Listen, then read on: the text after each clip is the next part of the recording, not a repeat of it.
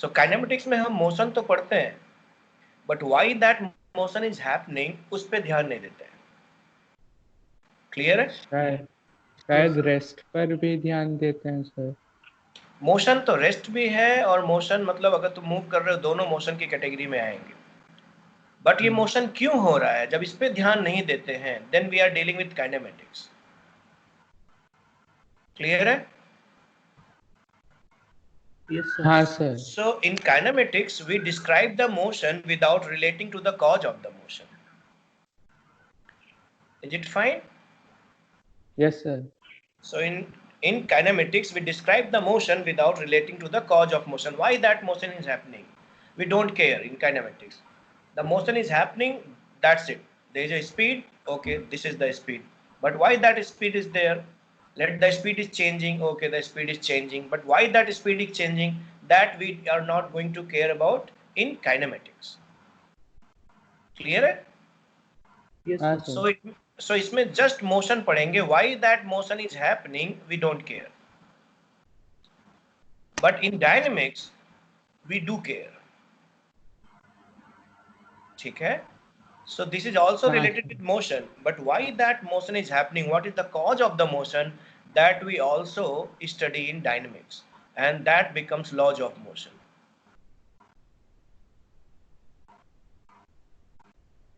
Clear है?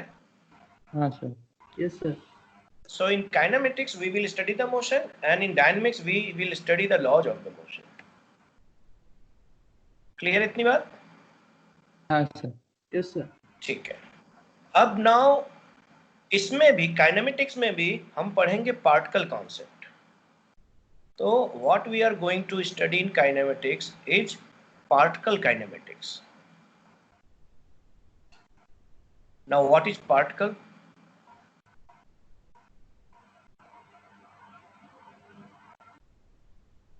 Anybody?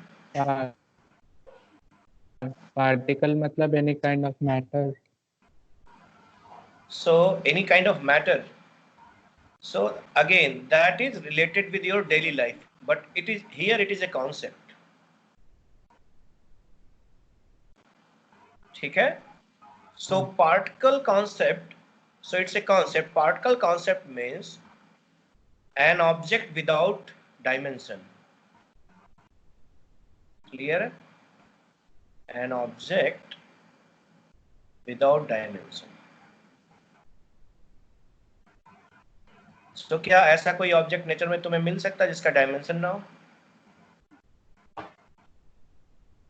Any matter?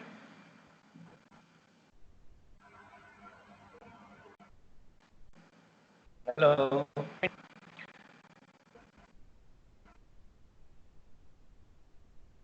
Ritesh, Ayush, respond.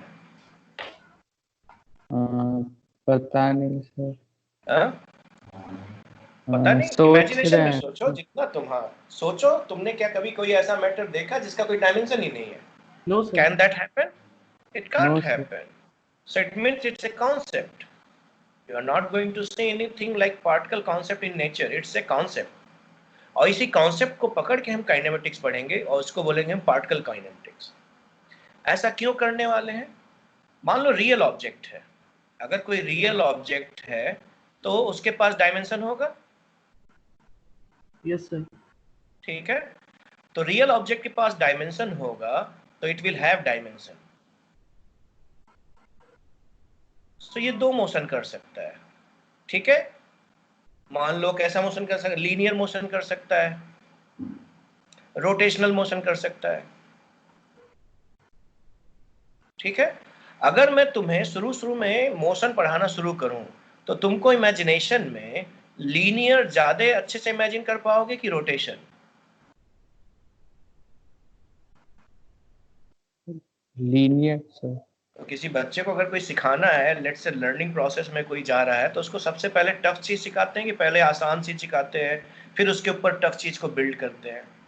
क्या करते हैं? पहले आसान सिखाते हैं फिर टफ चीज सिखाते हैं। ओके, सो दैट्स व्हाई हमें शुरू में लीनियर मोशंस पढ़ने हैं, बाद में रोटेशन पढ़ने हैं। रोटेशन कैसा होता है? रोटेशन, मान लो कोई ऑब्जेक्ट है, अगर वो रोटेट कर रहा है तो उस पर एक एक्सिस होगा जो जो एक्सिस पे पॉइंट होगा ना वो कभी रोटेट नहीं करता है। तो मान लो सर्कुलर मोशन है, मतलब सर्कुलर मोशन नहीं बोलोगे, रोटेशन, साइकिल का व्हील ले लो। तो अगर साइकिल का व्हील रोटेट कर रहा है तो जिस पॉइंट पे रोटेट कर रहा है वो पॉइंट कभी मोशन नहीं करता, बाकी चीजें घूम रही होंगी, बट सेंटर वाला पॉइंट अपनी जगह पे होगा। डू यू गेट मी और नॉट? Yes, sir. Yes, ठीक sir. है। तो अगर इसमें रोटेशन हो रहा है तो इसमें सभी पार्टिकल रोटेट कर रहे हैं, बट सेंटर वाला पॉइंट रोटेट नहीं कर रहा है। तो अगर मैं तो इसका मतलब सेंटर से लेके यहां तक ये एक्सटेंशन है। अगर इस एक्सटेंशन को मैं खत्म कर दूं तो इस पार्टिकल का रोटेशन खत्म, इस पूरे ऑब्जेक्ट का रोटेशन खत्म हो जाएगा। हाँ सर। क्लियर है? तो पार्टिकल हम्म, पार्टिकल कॉन्सेप्ट लेने से क्या खत्म हो जाएगा? Rotational. तो बचेगा क्या? linear. क्लियर है कि नहीं? हाँ सर। ठीक है। तो इसलिए हम जो शुरुआत में पढ़ेंगे वो पार्टिकल कॉन्सेप्ट हो। तो जनरली पार्टिकल काइनेमेटिक्स किस किस किस चीजों पे लगा सकते हैं रियल लाइफ में, जब हम इसको अप्लाई करने जाएंगे तो किन किन चीजों पे हम पार्टिकल काइनेमेटिक्स लगा सकते हैं। ठीक है। So it's a concept. इस कॉन्सेप्ट को कहाँ कहाँ लगा सकते हो?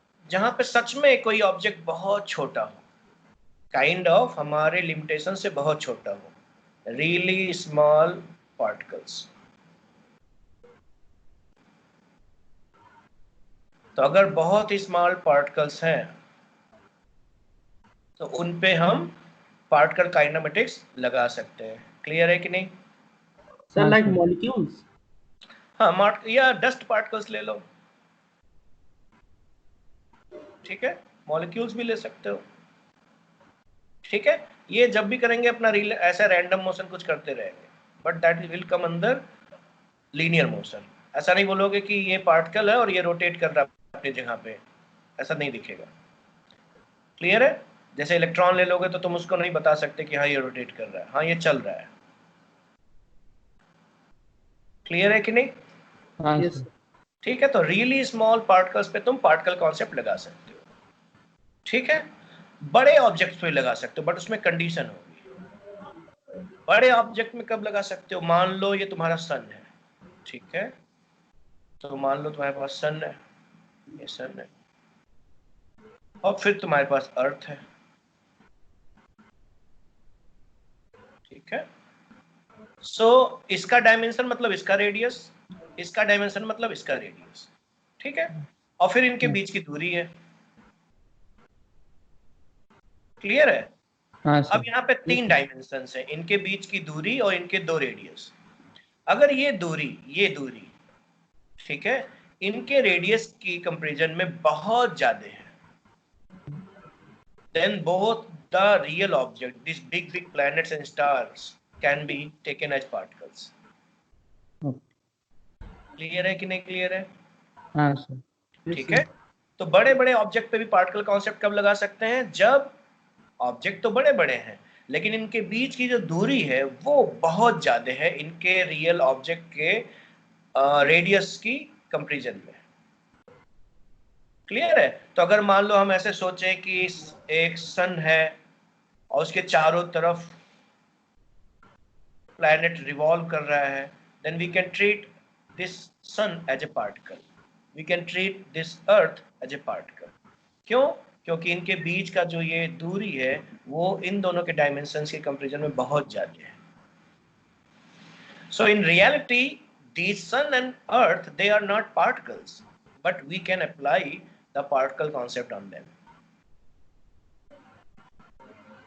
क्लियर है कि नहीं क्लियर है? Yes, sir. हाँ सर। ठीक है। अब ये हुआ कि सर ये जब कंपैरिजन करेंगे कभी तभी कर सकते हैं, या हम रियल ऑब्जेक्ट ले लें उसको भी कभी कभी हम पार्टिकल जैसा ट्रीट कर सकते हैं, तो उसको भी कर सकते हैं। उसके पहले अगर तुम्हें बोर्ड पे जो चीजें लिखनी है लिख लो, फिर मैं इसको क्लीन करूं।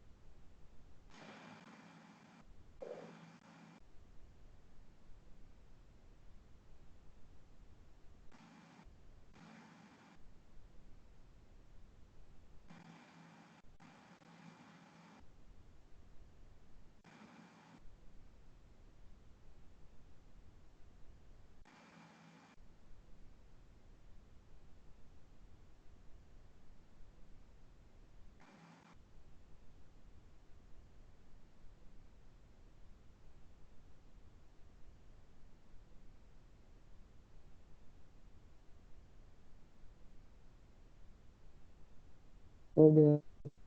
हो गया हाँ sir. Ritesh? Yes, sir. Okay. So now when we can treat a real object as a particle, अभी तक हम स्मॉल पार्टिकल को पार्टिकल कॉन्सेप्ट लगा रहे थे, या बड़े ऑब्जेक्ट है बट दो ऑब्जेक्ट है उनके बीच में दूरियों को कंपेयर करके लगा रहे हैं। बट अगर रियल ऑब्जेक्ट है तो उस रियल ऑब्जेक्ट को हम कब ट्रीट करेंगे एज ए पार्टिकल, और उस पर हम पार्टिकल कॉन्सेप्ट लगा सकते हैं। ठीक है, सो उसके बारे में हम देखेंगे।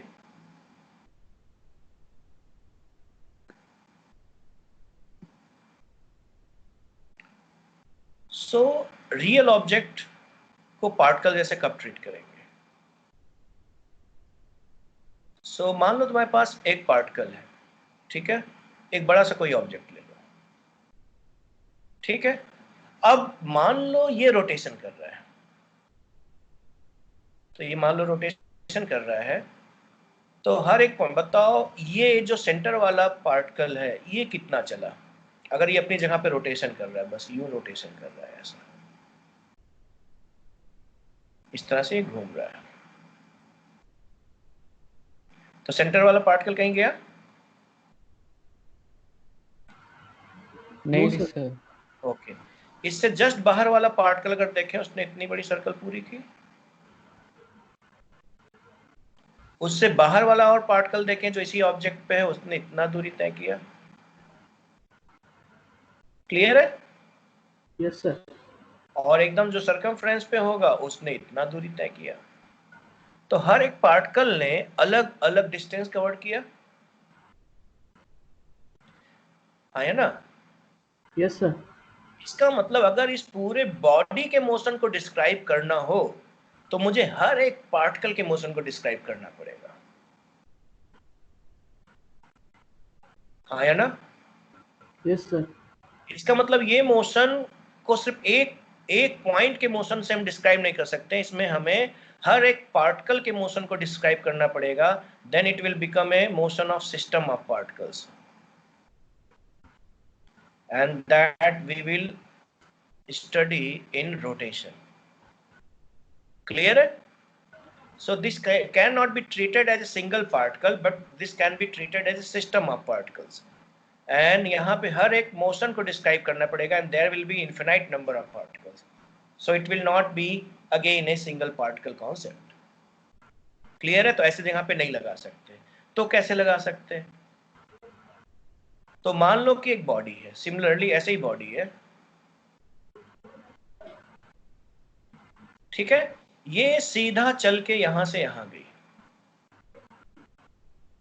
ठीक है, तो ये बॉडी कुछ समय के बाद यहां पहुंच गई। तो इसमें कोई पार्टिकल ले लो, एक मान लो एक पार्टिकल लिए है, एक पार्टिकल ये है, एक पार्टिकल ये है, ऐसे तीन पार्टिकल है, तीनों के मोशन को ऑब्जर्व करते हैं। तो ये जो पार्टिकल है यहां से यहां पहुंचा, ये वाला पार्टिकल यहां से यहां पहुंचा, और ये वाला पार्टिकल यहां से यहां पहुंचा। अगर इनके मोशन को देखा जाए तो ये यहां से यहां गया, ये यहां से यहां गया, ठीक है, और ये यहां से यहां गया। तो कहना इससे कि तीनों एक ही डायरेक्शन में सेम डिस्टेंस ट्रेवल किए,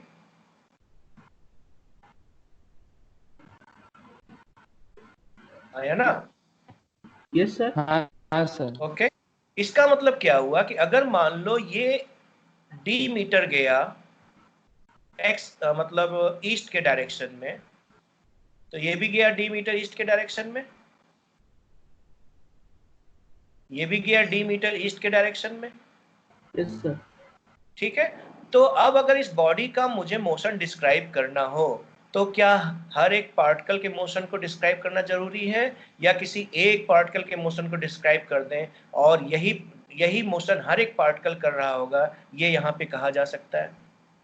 Yes, sir. एक का डिस्क्राइब कर देंगे। तो इज इट पार्टिकल, तो यहाँ पे पार्टिकल कॉन्सेप्ट लगाना होगा कि system of particle concept? Particle concept. Clear है कि नहीं? हाँ सर। तो यहाँ पे ये रोटेशन था, तो अगर बॉडी रोटेशन कर रहा है तो उसमें सिस्टम ऑफ पार्टिकल कॉन्सेप्ट लगेगा, ना कि पार्टिकल कॉन्सेप्ट लगेगा। क्लियर है? हाँ सर। Yes, तो sir. अगर कोई रियल बॉडी है वो रोटेट कर रही है तो उस पर पार्टिकल कॉन्सेप्ट नहीं लगेगा। क्लियर है? अगर कोई रियल बॉडी ट्रांसलेटरी मोशन, मतलब स्ट्रेट लाइन मोशन, इसको बोलते हैं ट्रांसलेटरी मोशन, ट्रांसलेशन बोल सकते हो, ट्रांसलेशन कर रहा है, वो रोटेशन था, ट्रांसलेशन मतलब स्ट्रेट लाइन मोशन। तो अगर कोई बॉडी ट्रांसलेशन कर रहा है तब उसमें उस बॉडी के हर एक पार्टिकल के मोशन को पढ़ने की कोई जरूरत नहीं है। किसी एक बॉडी के पार्टिकल को, बॉडी के किसी एक पार्टिकल के मोशन को तुम ऑब्जर्व कर लोगे और वही मोशन हर एक पार्टिकल कर रहा होगा। तो यहाँ पे सिस्टम ऑफ पार्टिकल्स को रीड करने की जरूरत नहीं है, बस एक पार्टिकल को रीड करने की जरूरत है। तो यहाँ पे हम बॉडी पे पार्टिकल कॉन्सेप्ट लगा सकते हैं। क्लियर है कि नहीं? Yes, sir. तो हाँ हम सर। कैसे समझेंगे कोई एक बॉडी ट्रांसलेटरी मोशन कर रही है? उसके लिए हम बॉडी को एक फ्रेम में लेंगे, या अभी फ्रेम कॉन्सेप्ट इसके बाद मैं लाता हूं, ठीक है? सो मान लो कि एक्स एंड वाई एक्सिस समझते हो, हाँ सर। ठीक है? तो मान लो एक्स एंड वाई एक्सिस है, या घर की दीवार है और फ्लोर है, और ये एक बॉडी है, और ये बॉडी समझ लो रूम में चलेगी। अब ये जब रूम में चलेगी तो ये ट्रांसलेटरी मोशन कर रही है कि नहीं कर रही है, ये कैसे पता चलेगा? तो इसके लिए तुम्हें इमेजिनेशन ऐसे करना पड़ेगा। तो जो ये दीवार है उसी के पैरेलल यहाँ पे एक वाई एक्सिस और सोचना पड़ेगा। तो ये वाई एक्सिस है, तो ये वाई डैश एक्सिस है, उसके पैरेलली। और ऐसा सोचो कि तुमने इसके ऊपर स्टिक कर दिया है उस एक्सिस को, कोई एक छोटी सी स्टिक है यहाँ पे लगा दी है। सिमिलरली ये जो एक्स एक्सिस है इसके पैरेलल यहाँ पे इमेजिन करोगे एक और एक्सिस है, उसको बोलोगे एक्स डैश एक्सिस। क्लियर है? अगर ये मूव करते करते करते कहीं पहुंचता है स्पेस में, तुम्हारे रूम में कहीं पहुंचता है, और यहां से यहां पहुंचने में अगर ये जो वाई एक्सिस है, वाई डैश एक्सिस है, ये अभी भी वाई के पैरेलल है, और एक्स डैश एक्सिस जो है अभी भी अगर एक्स के पैरेलल है, इट मींस ये ट्रांसलेटरी मोशन कर रहा है। क्लियर है कि नहीं क्लियर है? हाँ सर, क्लियर है। अगर रास्ते में कहीं पे भी ये रोटेट करेगा तो ये वाई डैश एक्सिस इसके पैरेलल नहीं रहेगा। क्लियर है कि नहीं? हाँ सर।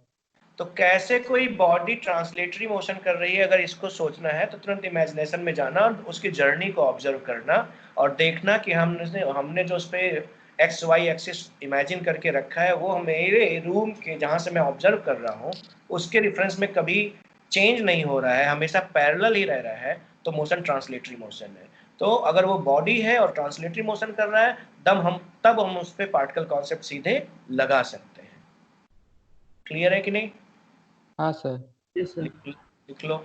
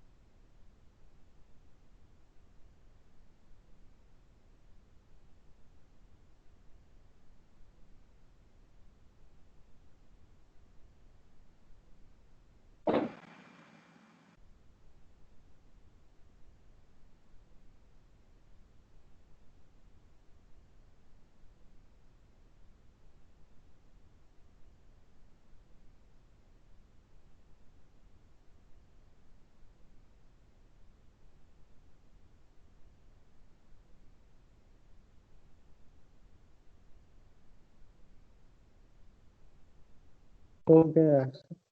हो गया, गुड।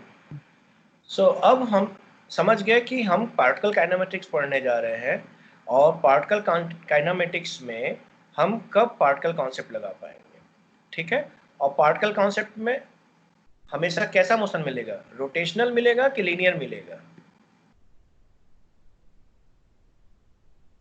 पार्टिकल कॉन्सेप्ट में दोनों ही सर। Linear sir.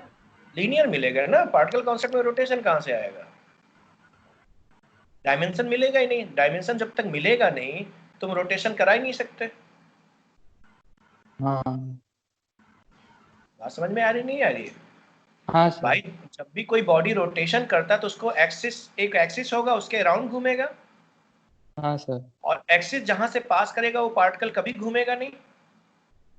तो हाँ पार्टिकल कॉन्सेप्ट में एक्सटेंशन है ही नहीं, मतलब जब भी एक्सिस पास करेगा तो पार्टिकल से पास करेगा, हाँ सर। और उसके अलावा और कोई डायमेंशन है ही नहीं, तो इसका मतलब पार्टिकल कभी घूमेगा ही नहीं। हाँ सर। बात समझ में आ रही है? तो हाँ बेसिकली हम सर। लोग लीनियर मोशन पढ़ने जा रहे हैं, इसी को हम लोग मोशन इन वन डायमेंशन बोलते हैं अभी के लिए। क्लियर है? तो हम कैसे समझेंगे कोई चीज रेस्ट में है कि मोशन में है, अब इसको समझेंगे, रेस्ट एंड मोशन के कॉन्सेप्ट को समझेंगे, ठीक है।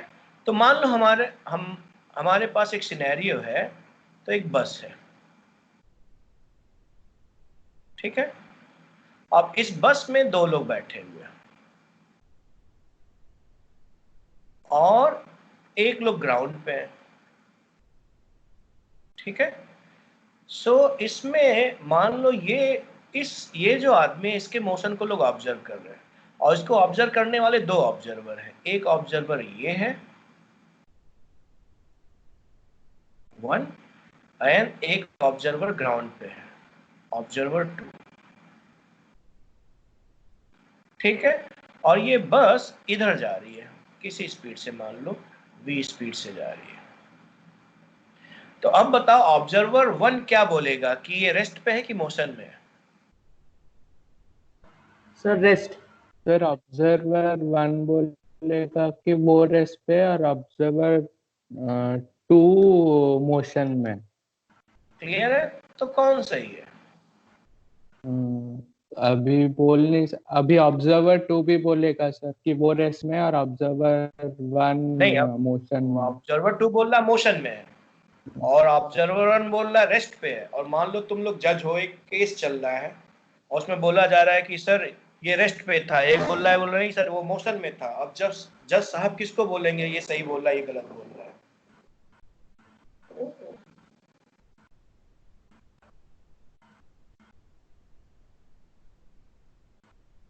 तुम्हारे हिसाब से कौन सही है?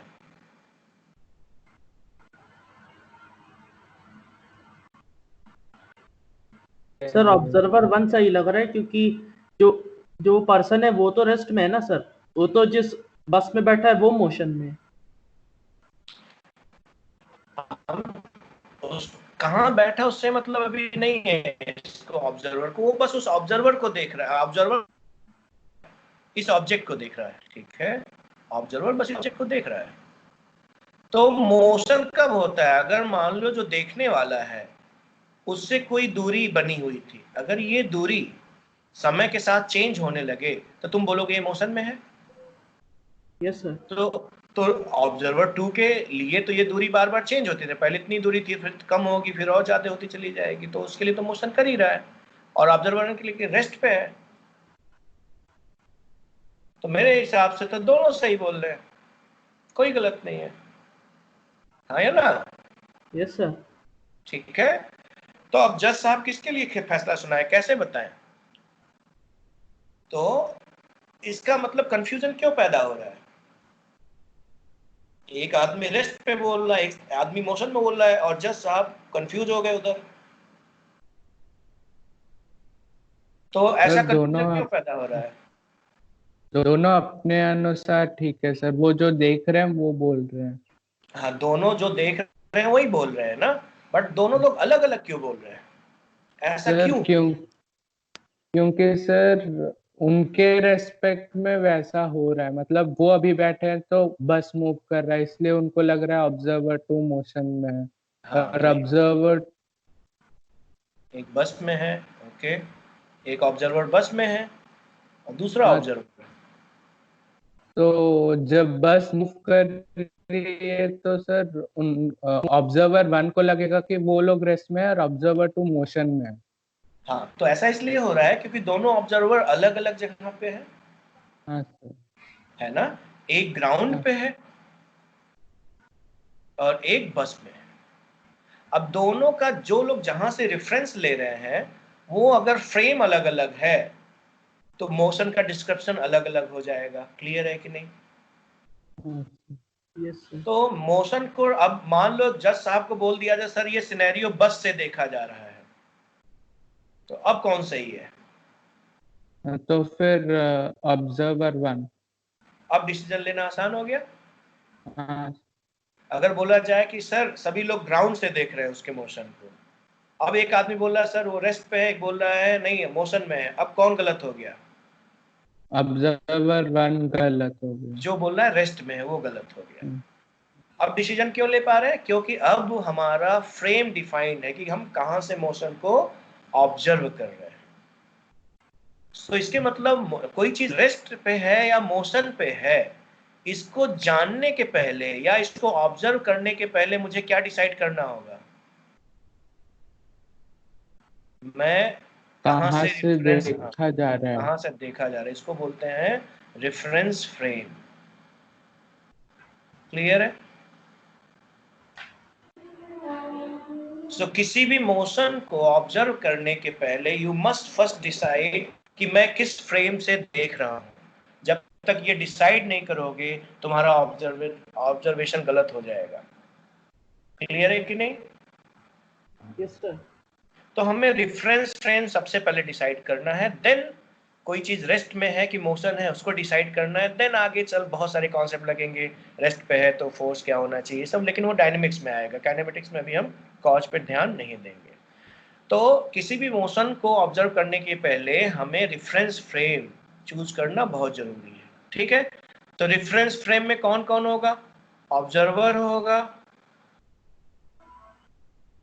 ऑब्जेक्ट होगा जो मोशन कर रहा है, ठीक है, और मोशन करने के लिए तुम्हें क्या क्या चाहिए रेफरेंस फ्रेम में? अगर इस रेफरेंस फ्रेम में स्पेस ना हो तो कैन यू मूव? नहीं सर।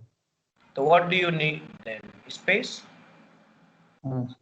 ठीक है, और अगर सिर्फ स्पेस हो, मान लो कि तुम कोलकाता से भुवनेश्वर गए, ठीक है, तो आयुष भी गया और रितेश भी गया। अब दोनों हो गए, बस यही बोला है कि तुम कलकत्ता से भुवनेश्वर गए, तो अब क्या बता सकते हो? ठीक है, मान लो डिस्टेंस 1000 किलोमीटर है, तो क्या ये 1000 किलोमीटर गया, ये 1000 किलोमीटर गया, और क्या बता सकते हैं? डायरेक्शन। डायरेक्शन बता सकते हैं, चलो ठीक है, ये मान लो साउथ वेस्ट, साउथ ईस्ट, हाँ साउथ वेस्ट मान लो होगा। सर और टाइम क्या टेक। बता सकते हैं?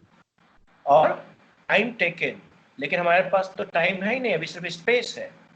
तो जब तक टाइम ना हो तब तक स्पीड के बारे में बात ही नहीं कर सकते, है ना? हाँ सर। तो इसके मतलब स्पेस भी चाहिए और क्या चाहिए? टाइम भी चाहिए। तो स्पेस और टाइम मिलके 4 डायमेंशंस बनाते हैं, इस पे हम बाद में कभी रिलेटिविटी की थ्योरी डिस्कस करेंगे। ठीक है, सो रेफरेंस फ्रेम में हमें क्या क्या चाहिए? ऑब्जर्वर चाहिए, ऑब्जेक्ट चाहिए, स्पेस चाहिए एंड टाइम चाहिए। एट द सेम टाइम एक रेफरेंस पॉइंट चाहिए जहां से सबकी दूरी नापी जाएगी।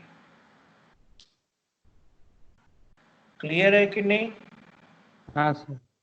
क्योंकि अगर रेफरेंस पॉइंट ना हो तब भी तुम लोग गलत बता दोगे। मान लो कोई आदमी यहाँ से चला, ये रेफरेंस पॉइंट माना गया, तो कोई यहाँ से 1 किलोमीटर गया, फिर कोई यहाँ से इधर 5 किलोमीटर गया, बट एक दो लोग ऑब्जर्वर, एक यहाँ से नाप रहा है दूरी, एक यहाँ से नाप रहा है, तो जो यहाँ से नाप रहा है वो बोलेगा सर ये तो चला ही नहीं।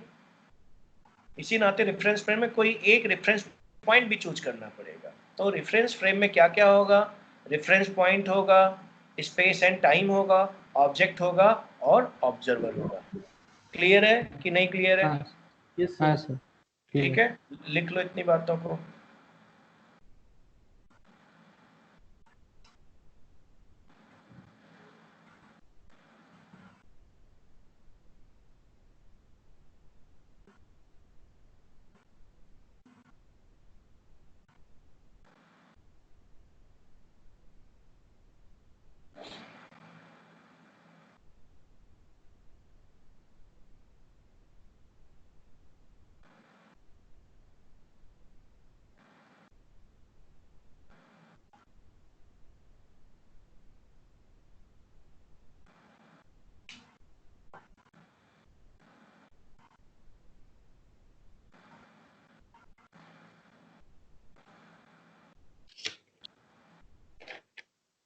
Yes sir. ठीक है, तो अब हम मोशन एंड रेस्ट को ऑब्जर्व करने के लिए तैयार हो गए, क्योंकि अब हमारे पास सभी कॉन्सेप्ट जितने चाहिए थे किसी मोशन को ऑब्जर्व करने के लिए, किसी बॉडी मोशन में है कि नहीं ऑब्जर्व करने की जितने कॉन्सेप्ट चाहिए थे उसकी हम बातें कर चुके हैं। अब हम चलेंगे जो काइनेमेटिक्स के फिजिकल क्वांटिटीज हैं उनको देखेंगे और उनके बारे में डिस्कस करेंगे। सो पहला है डिस्टेंस एंड डिस्प्लेसमेंट। ठीक है, so your first concept is distance and displacement.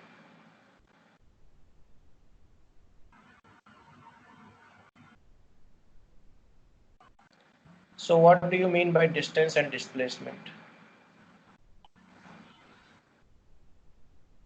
Sir, the total length covered is distance and the shortest part is displacement. Okay, तो मान लो पॉइंट ए है और ये पॉइंट बी है। ठीक है, यहाँ से ए से बी जाने के लिए बहुत सारे रास्ते हो सकते हैं। सीधा सीधा जा सकते हैं, ऐसा जा सकते हैं, ऐसा जा सकते हैं, बहुत सारे रास्ते हो सकते हैं, इन्फिनाइट ऐसे हो सकते हैं। हाँ, ठीक है, सो जो एक्चुअल पाथ है दैट इज डिस्टेंस। ये भी डिस्टेंस है, ये भी डिस्टेंस है, ये भी डिस्टेंस है। क्लियर है? हाँ बट इसमें जो शॉर्टेस्ट पाथ है, जिसको हम किसी दो पॉइंट के बीच की शॉर्टेस्ट पाथ क्या होती है? डायरेक्ट जो लिंक स्ट्रेट लाइन। करता है उसे, मतलब स्ट्रेट लाइन में। हाँ, तो उसको हम डिस्प्लेसमेंट बोलेंगे। और अगर कभी प्रूफ करने को आ जाए कि दो पॉइंट के बीच की स्ट्रेट लाइन डिस्टेंस ही मिनिमम डिस्टेंस होती है, तो इसको बहुत आराम से, मान लो कोई थ्रेड ले लिया। ठीक है, अब थ्रेड को एकदम तान के तुमने ए से बी तक बांध दिया। अब इसको अगर मैं यहाँ एक और पॉइंट ले लूँ, सोचूं ये थ्रेड इसके ऊपर से लेके चला जाऊं, तो ले जा पाओगे? No sir. नहीं ले जा पाओगे, टूट जाएगी। इसके मतलब मुझे और लेंथ चाहिए, इससे ज्यादा लेंथ चाहिए। उल्टा सोचो, अगर कोई चीज ऐसे गई है फिर ऐसे गई, एकदम तनी हुई, और यहां से ये चीज निकाल दूं, तब बीच में क्या हो जाएगी? ढीली हो जाएगी, मतलब स्ट्रेट नहीं रह जाएगी। इसके मतलब ये वाली हाँ जो लेंथ है ज्यादा थी। हाँ तो इस सर। तरह से तुम प्रूफ कर सकते हो कि straight line is the shortest distance. तो डिस्टेंस और डिस्प्लेसमेंट का एक सिंपल सा कॉन्सेप्ट है कि ठीक है, डिस्टेंस और डिस्प्लेसमेंट में क्या है कि जो डिस्टेंस है, तुम एक्चुअली तुम किस पाथ से गए हो उस पूरी दूरी को मेजर करोगे तो उसको डिस्टेंस बोलोगे। बट डिस्प्लेसमेंट क्या होगा? जो इनिशियल पोजीशन है और जो फाइनल पोजीशन है, बस उन पे ध्यान दोगे, बीच में ये कैसे गए उससे मतलब नहीं है। ये मेरा इनिशियल पोजीशन है, फाइनली ये यहाँ पे है। इनिशियल से फाइनल के बीच में एक स्ट्रेट लाइन दूरी तुम खींच दोगे and that will become your displacement.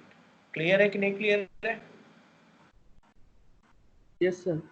ठीक है, मान लो कि तुम हाँ सुबह सर। सुबह जॉगिंग कर रहे हो, तुम मॉर्निंग में उठे जॉगिंग कर रहे हो। जॉगिंग कर रहे हो तो मान लो तुम एक सर्कल ले रहे हो। ठीक है, तो मान लो ये एक सर्कल है। ठीक है, अब तुम इस पे दौड़ना शुरू किए। अब तुम यहां से दौड़ना शुरू किए और पूरा यहां से लेके तुम इसके सेमी सर्कल में यहां तक पहुंच गए। ठीक है, अब बताओ तुम, और इसका रेडियस समझ लो इस कैपिटल आर है, तो तुमने डिस्टेंस कितना ट्रेवल किया? Pi r sir. तो डिस्टेंस हमने कितना किया, पाई आर। हाँ, वेरी गुड। और displacement, diameter sir. Diameter 2 r. Clear है? Yes sir. और अगर कंप्लीट सर्कल कर देते तो डिस्टेंस 2 पाई आर होता है सर, और डिस्प्लेसमेंट 0। क्लियर है? यहाँ तो कोई डाउट नहीं किसी को? नहीं सर। Very good. अब ये सिनेरियो लो, अब मान लो कि ये ग्राउंड है, ठीक है, और एक व्हील है, ठीक है। तो एक व्हील ले लेते हैं, मान लो एक व्हील है। अब ये व्हील रोटेट करता हुआ जा रहा है, ऐसा रोटेट करता हुआ ऐसा सीधा जा रहा है, ठीक है।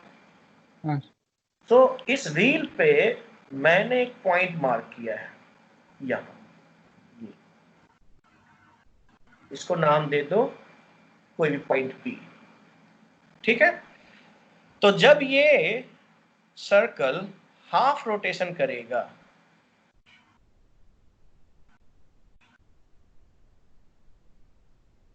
तो पॉइंट P का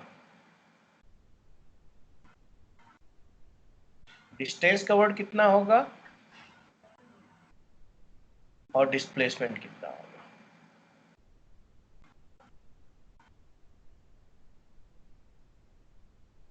क्वेश्चन क्लियर है सबको? हाँ हाँ सर। ठीक है, बताओ। सर तो फिर उसका रोटेशन और जितना आगे गया है दोनों को डिटरमाइन करना पड़ेगा ना सर? सोचो, बताओ। मैं अभी तुरंत नहीं दूंगा, तुरंत हिंट नहीं दूंगा, जो तुम सोच रहे हो उसको अप्लाई करो। और क्यों मैं तुरंत हिंट नहीं देता हूं उसका रीजन फिर हम बाद में डिस्कस करेंगे। जो भी तुम सोचो, जितना पढ़ाया गया बस वही कॉन्सेप्ट लगाओ। तो डिस्प्लेसमेंट के लिए क्या करना है और डिस्टेंस के लिए क्या करना है। तो डिस्टेंस मत निकालो, that will become tough because वहां पे इंटीग्रल आ जाएगा। तो लेट्स हटा दो, अभी डिस्टेंस पार्ट हटा दो, ठीक है। हाँ इसको जब डिफरेंशिएशन सीख लेंगे इंटीग्रल, तब डिस्प्लेसमेंट बस बता दो मुझे।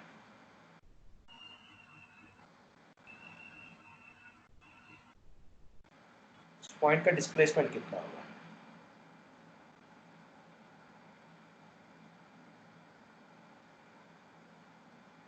सर, इसमें भी शायद से वेक्टर या कुछ लगाना पड़े।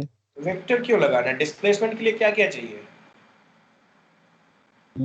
स्ट्रेट पाथ होना चाहिए सर। सबसे पहले क्या खोजते हो डिस्प्लेसमेंट के लिए? क्या बताया डिस्प्लेसमेंट के लिए हमें क्या क्या इनिशियल और देखना है? Final point. हाँ, तो क्या तुमने उस कॉन्सेप्ट को अप्लाई किया?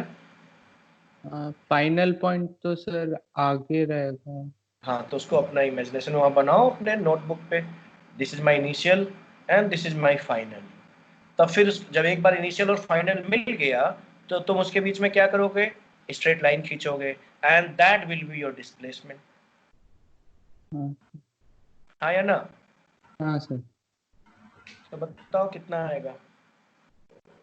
Sir displacement x square plus d square, x और क्या यहाँ है? पे एक्स हो जाएगा ये पाथ में जो व्हील ने डिस्टेंस ट्रेवल किया वो एक्स हो जाएगा, और डी यहाँ पे डायमीटर, तो x square plus d square whole root. Who is this? Ritesh. Ritesh. Okay, so तुम ये बोलना चाह रहे हो कि सर ये कुछ यहाँ पहुंच जाएगा ऐसा,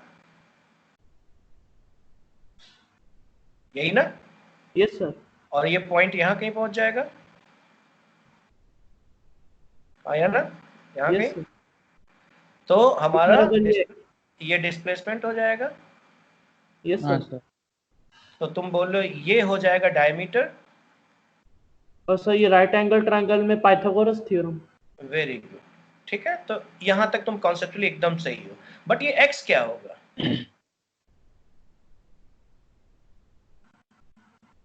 तुम लोगों ने सर बोला सर पाई आर। डिस्प्लेसमेंट।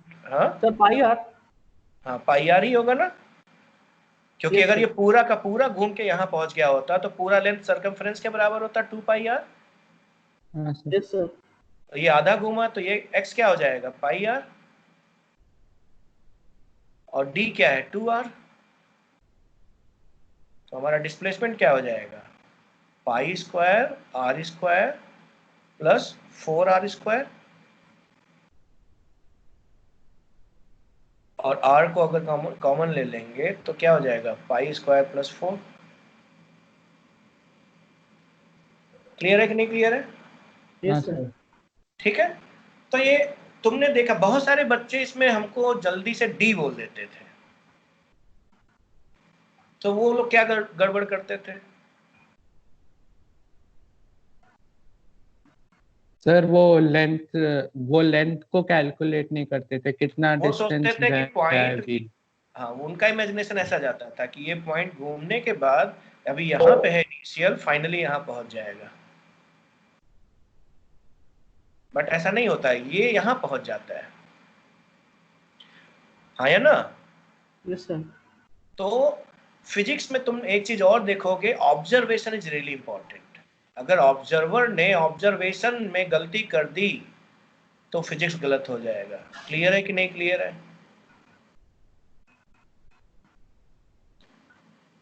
हाँ या ना? Yes sir.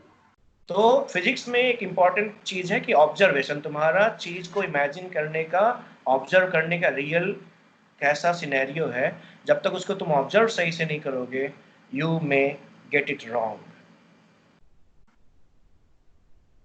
क्लियर है? Yes sir. ठीक है, तो इसके बाद तुम्हारा कॉन्सेप्ट आता है स्पीड का। ठीक है, तो व्हाट इज स्पीड, ये लिख लिया सबने? Yes sir. Okay, now what is speed? Class 9th 10th में कभी तो पढ़ा होगा। Sir total distance upon per unit rate time. Of total distance, rate of distance. Rate of distance, rate of, so speed अभी तक क्या पढ़ा? Distance upon time, यही पढ़ा होगा हाँ सर। अभी तक, छोटे क्लास में यही पढ़ा होगा। Yes sir. तो मान लो कि तुम कोलकाता में, मान लो रेलवे स्टेशन से तुम एयरपोर्ट तक गए, तो इस जर्नी में अगर तुम बाइक चला रहे हो या कार चला रहे हो, स्कूटी चला रहे हो, तो मान लो तुम कभी 30 से चला रहे हो, कभी 40 से चला रहे हो, कभी 50 से चला रहे होगे, हाँ सर। और मान लो ये दूरी है पूरी 40 किलोमीटर, और इसको ट्रेवल ऐसे ऐसे अलग अलग स्पीड से चलने के बाद तुम इसको 1 घंटे में पूरी किए। हाँ। ठीक है, तो तुम्हारी स्पीड जो पुराने क्लास में तुम क्या बताते हैं, 40 kilometre distance divided by 1 hour, तो you will say my speed is 40 kilometre per hour. ठीक है, but is it your actual observation? क्या नो सच में सर। पूरी जर्नी में तुम 40 से ही चले हो? नहीं सर, तो व्हाट इज दिस? वो सर एवरेज। इंस्टेंटेनियस स्पीड है हाँ, sir. This is average speed ना, ये and these are average instantaneous, these are instantaneous. instantaneous and this is तो अभी तक तुम्हें जो बचपन में पढ़ाया जा रहा था वो एवरेज पढ़ाया जा रहा था। अब चूंकि उस समय इंस्टेंटेनियस कॉन्सेप्ट देने चाहते तो छोटा बच्चा भाग सकता था, भाई ये क्या हो गया। ठीक है, हाँ सो इस नाते ये क्या हो जाएगा, एवरेज स्पीड। क्लियर है? I think chemistry sir is starting the class, I will just take 3-4 more minutes. Clear है? हाँ सो हमने इसी पे डिस्कस किया था कि अब हमेशा एवरेज स्पीड, यहाँ पे डिस्टेंस क्या हो जाएगा, टोटल डिस्टेंस। तो इसमें हम फॉर्मूले में क्या चेंज करेंगे, total distance covered upon total time taken. Clear है? तो ये हाँ हमारा एवरेज स्पीड का कॉन्सेप्ट हो जाएगा। और इसी पे हम लोगों ने उस दिन कल की क्लास में कॉन्सेप्चुअल अंडरस्टैंडिंग में देखा था कि अगर हम ए से बी 30 की स्पीड से जाते हैं और बी से ए 40 की स्पीड से आते हैं, तो हमारा स्पीड क्या आया था, 35 आया था कि कुछ और आया था? तो कुछ और है। 34 पॉइंट कुछ आया हाँ, था। 240/7 के आसपास आया था। क्लियर है? हाँ सर। तो ये हम लोग ऐसे लेके करे थे, अभी हम जल्दी से करेंगे इसको जनरलाइज करने के लिए।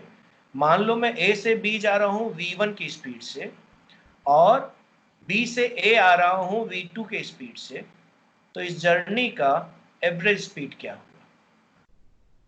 तो हम कॉन्सेप्ट लगाएंगे टोटल डिस्टेंस ट्रेवल्ड। तो मान लो ए से बी की दूरी d है, तो टोटल डिस्टेंस 2d। हाँ सर।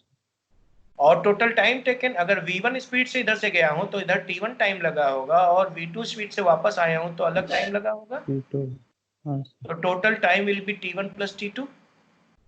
हाँ सर। t1 क्या होगा, t1 will be d by v1, हाँ सर। है ना। और t2 क्या होगा, d बाई v2। D/V2 तो इसको सॉल्व करेंगे, v2 इधर आएगा, v1 इधर जाएगा, v1 v2 ऊपर चला जाएगा। तो ये हो जाएगा 2d into v1 v2 upon d common v1 plus v2। हाँ सर।